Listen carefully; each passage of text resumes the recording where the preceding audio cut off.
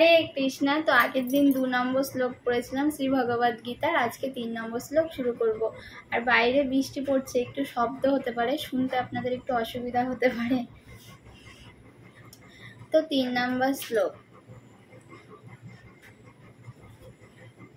অনুবাদ। হে আচার্য, পাণ্ডবদের মহান সৈন্যবল দর্শন করুন, যা আপনার অত্যন্ত বুদ্ধিমান শিষ্য দ্রুপদের পুত্র অত্যন্ত দক্ষতার সঙ্গে বাহ্যের আকারে রচনা করেছেন। তাৎপর্য: চতুর কূটনীতিবিদ দুর্যোধন মহৎ ব্রাহ্মণ সেনাপতি দ্রোণাচার্যকে তার ভুল ত্রুটিগুলো দেখিয়ে দিতে চেয়েছিল।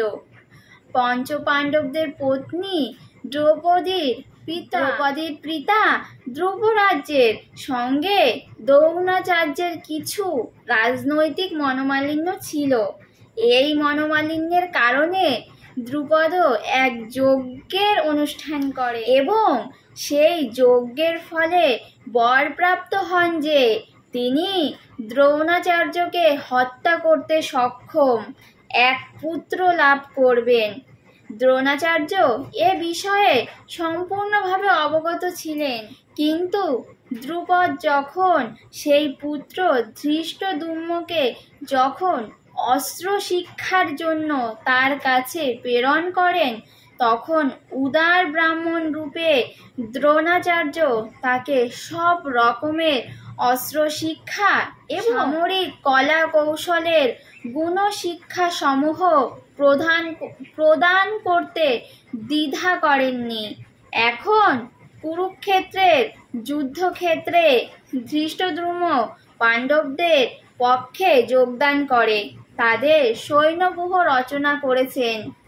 যে কৌশল তিনি দ্রোণাচার্যের কাছ থেকেই প্রাপ্ত হয়েছিলেন, দ্রোণাচার্যের এই ত্রুটির কথা দুর্যোধন তাকে স্মরণ করিয়ে দিল, যাতে তিনি সতর্কতার সঙ্গে আপোষহীনভাবে যুদ্ধ করেন।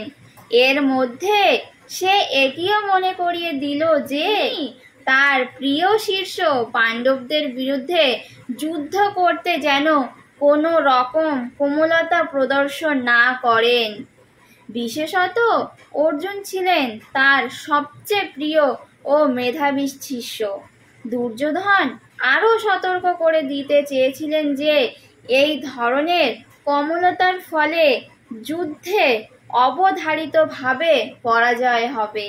হরে কৃষ্ণা। তো 3 নম্বর শ্লোকটাও অনেকটাই ছোট। তো পরের দিন আবার 4 নম্বর শ্লোক শুরু করব। হরি বল।